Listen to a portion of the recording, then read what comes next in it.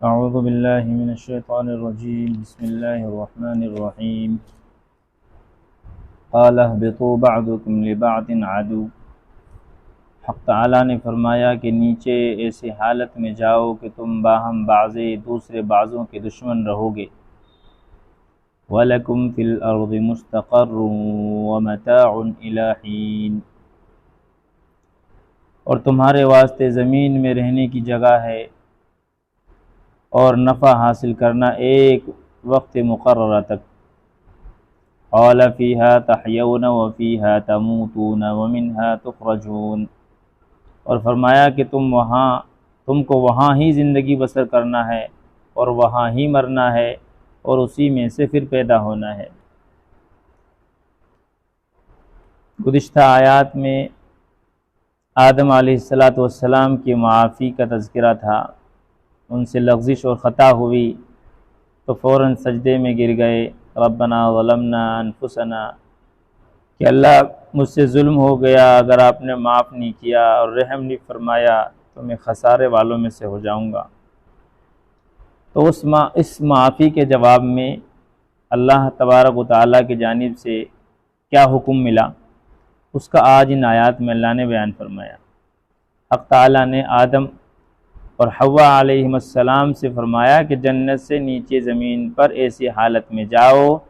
کہ تم یعنی تمہاری با اولاد باہم بعضے دوسرے بعضوں کے دشمن رہو گی۔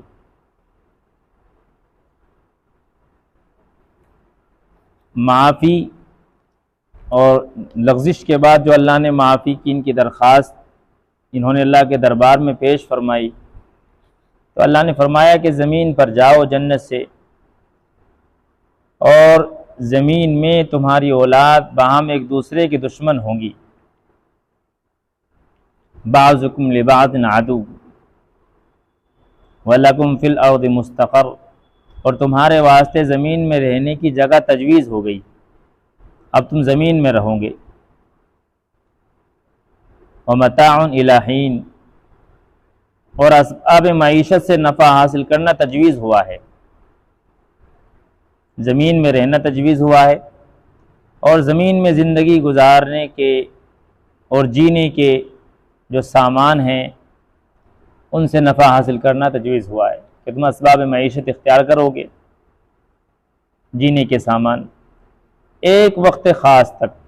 کہ وہ موت تک کا وقت ہے۔ موت کے وقت تک تم زمین میں رہو گے، اسباب معیشت اور زندگی کے اسباب اختیار کرو گے۔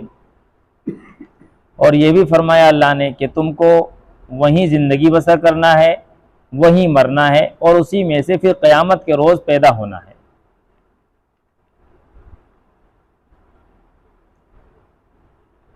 اور پھر دنیا میں جیسا عمل ہوگا ویسے ہی ٹھکانے پر جانا ہوگا۔ نیک عمل ہوگا تو پھر اسی جنت میں واپس آ جاؤ گے، اور اگر شیطانی چکر میں پھنسے رہے تو اسی نافرمانی کے ساتھ ٹھکانہ ہوگا۔ جہاں شیطان جائے گا وہیں اس کے نافرمان، اس کے فرما بردار، اس کے پیچھے چلنے والے جائیں گے۔ تو اس آیت میں قرآن پاک کی دوسری آیات کے ساتھ جو آدم علیہ السلام کی تذکرے میں بیان فرمائی، ملا کر دیکھنے سے یہ پتہ چلتا ہے کہ حق تعالیٰ نے آدم علیہ السلام کی توبہ اور معذرت کو قبول فرما لیا اور ان کی کوتاہی کو معاف کر دیا، اور آئندہ کے لیے وعدہ بھی فرمایا کہ تم پر میری رحمتیں اور برکتیں نازل ہوتی رہیں گی۔ لیکن فی الحال یہی حکم دیا جاتا ہے کہ تم جنت سے زمین پر اترو۔ کل آدم علیہ السلام کی لغزش کا تذکرہ تھا اور ان کی توبہ، انہوں نے اللہ کے دربار میں توبہ پیش کی تھی، تو اللہ نے اس توبہ کے جواب میں فرمایا کہ تمہاری توبہ قبول ہے اور تم پر میری رحمتیں اور برکتیں بھی نازل ہوتی رہیں گی، لیکن تمہیں یہ حکم ہے اہبطوا بعضکم لبعض، کہ زمین میں اترو اور زمین میں تم میں سے ایک دوسرے کے دشمن ہو کر کے زندگی گزارو گے، اور زمین میں تمہارا ٹھکانہ ہوگا اور وہیں تم اسباب معیشت اختیار کرو گے۔ لیکن جنت سے تم فی الحال چلے جاؤ، جنت سے زمین پر اترو تاکہ تمہاری پیدائش کا مقصد جو خلافت فی الارض ہے اور جس پر تم نامزد ہو وہ پورا ہو، وہ زمین پر اترنے سے ہی پورا ہوگا۔ لہذا جنت سے زمین کی طرف اترو، اور تمہاری اولاد میں ایک دوسرے کی دشمن ہوگی، اور اللہ کا خلیفہ تمہارے درمیان عدل اور انصاف کرے گا۔ تمہارے لیے ایک وقت معین تک یعنی مرنے کے وقت تک زمین میں ٹھہرنا اور سامان دنیاوی سے نفع اٹھانا طے ہے، اور وہاں رہ کر جنت کی واپسی کی تیاری کرنا ہے۔ اور یہ شیطان بھی زمین پر جا رہا ہے تمہارے ساتھ، وہاں جا کر اس سے ہوشیار رہنا اور اس کے دھوکے میں نہیں آنا۔ تم اسی زمین پر زندگی بسر کرو گے اور اسی زمین میں مرو گے، اور پھر قیامت کے قریب اسی زمین سے زندہ کر کے نکالے جاؤ گے، اور حساب کتاب کے بعد تم میں سے جو اپنے باپ آدم کے طریقے پر چلا ہوگا وہ جنت میں پہنچ جائے گا، ورنہ سجین اور اسفل السافلین میں اس کا ٹھکانہ ہوگا۔ تو ان کی توبہ کے جواب میں اللہ نے یہ حکم فرمایا کہ اب تمہارا ٹھکانہ زمین پر ہے، تمہارے پیدا کرنے کا جو مقصد تھا خلافت فی الارض، اب تم زمین پہ جاؤ، میرے خلیفہ بنو، اور تمہارے اولاد جو زمین پہ جیے گی وہ ایک دوسرے پر ظلم کرے گی، تم جو میرے خلیفہ بنو گے تمہارا کام ہوگا عدل و انصاف کا نظام قائم کرنا۔ خلافت کا مطلب کیا ہے کہ تم میرے احکام دنیا میں نافذ کرنے کے میرے طرف سے کیا ہوگے؟ نائب اور خلیفہ ہوگے۔ اب تم میرے احکام کے مطابق زمین پہ حکومت کرو گے، عدل و انصاف قائم کرو گے۔ یہ ہمارے باپ آدم علیہ السلام کو اللہ نے ہدایت دے کر کے بھیجا، اور یہی ان کے سب اولاد کا کام ہے کہ زمین پہ عدل و انصاف کا نظام قائم کرنا، زمین پہ عدل و انصاف قائم کرنا اور اللہ کے حکموں کے مطابق جینا۔ تو آدم علیہ السلام اور ابلیس کے واقعے سے انسانوں کو یہاں یہی بتلانا مقصود ہے کہ دیکھ لو حق تعالیٰ کی مخالفت کا نتیجہ کس قدر برا ہے، اور ابلیس تمہارا پرانا دشمن ہے، قدیمی دشمن ہے، وہ تمہارا خیر خواہ نہیں ہو سکتا، لہذا تم بھی اس کو دشمن سمجھو، کیونکہ اس نے تو تمہیں گمراہ کرنے کا بیڑا اٹھایا ہوا ہے، اور اس نے تمہارے باپ آدم علیہ السلام کو بھی اس کا نمونہ دکھا دیا، اور آدم علیہ السلام نے جو دھوکہ کھایا اس کا خمیازہ بھی بھگت لیا۔ پس تم ان واقعات سے عبرت اور نصیحت حاصل کرو، اور شیطان کے بہکاوے میں ہرگز مت آنا، اور اس کے مشوروں پر عمل مت کرنا۔ تو یوں تو آدم علیہ السلام اور ابلیس لعین کے واقعے میں بے شمار نصائح ہیں، عبرتیں ہیں، اور مسائل کا ذخیرہ موجود ہے جن کا احاطہ اس سبق میں ممکن نہیں، تاہم چند حقیقتوں کی طرف یہاں آپ حضرات کو توجہ دلائی جاتی ہے۔ نمبر 1، اللہ تعالیٰ کے حکمتوں کے بھید بے شمار اور انگنت ہوتے ہیں، اور یہ ناممکن ہے کہ کوئی ہستی بھی خواہ وہ کتنی ہی مقربین بارگاہ الہی میں سے کیوں نہ ہو اللہ تعالیٰ کے تمام بھیدوں سے واقف ہو جائے۔ اس لیے انسانی عقل کو اللہ تعالیٰ کی ہستی پر ایمان لانا اور اسی کے دست و قدرت کا تمام ہست و بود پر کار فرما ہونا اور اسی کے احکام کی پیروی میں فلاح و نجات کا ہونا ایک ناقابل انکار حقیقت ہے۔ اللہ تعالیٰ کی حکمتیں اور مصلحتیں کوئی اللہ کا کتنا قریب بھی ہو، کتنا مقرب بھی ہو، وہ بھی اللہ کی حکمتوں تک نہیں پہنچ سکتا ہے۔ لہٰذا ہمیں اللہ کے حکموں پر بے چون و چرا کیا کرنا ہے؟ ایمان لانا ہے۔ ہماری سمجھ میں حکمتیں آئیں یا نہ آئیں، بس اپنے رب کا کہ ہمارے پروردگار کا حکم ہے، آمنا و صدقنا کہنا چاہیے اور اس کے سامنے سر جھکا دینا چاہیے۔ نمبر 2،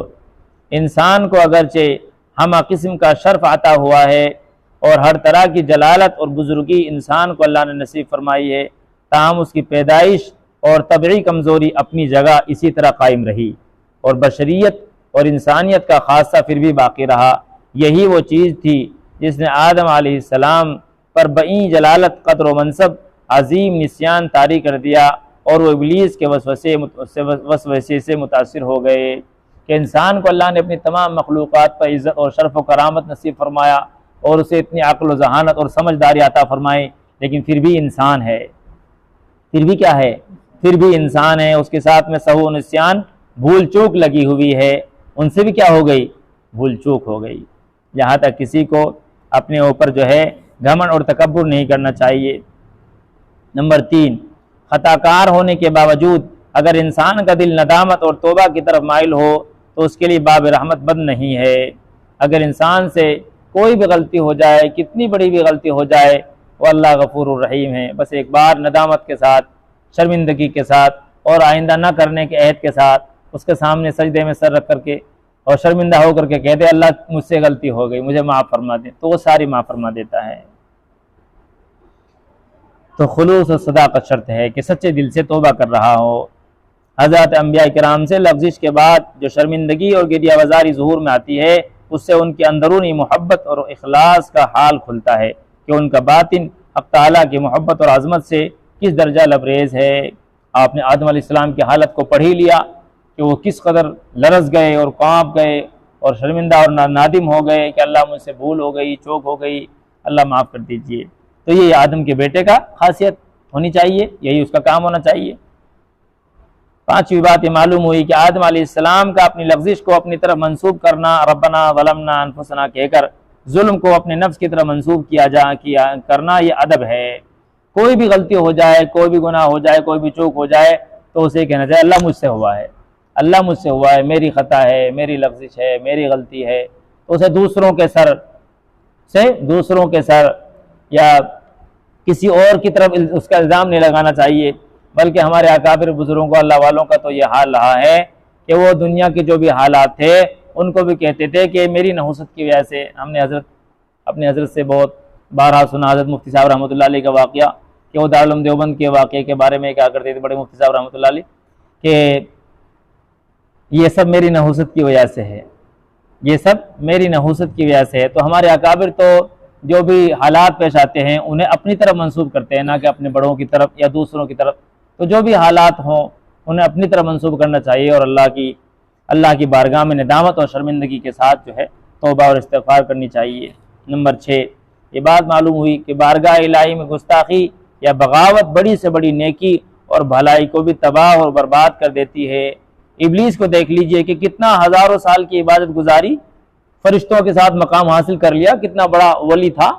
کتنا بڑا مقام اس کو مل گیا تھا کہ اللہ نے فرشتوں میں اس کو رہنے کا مقام دے دیا تھا، لیکن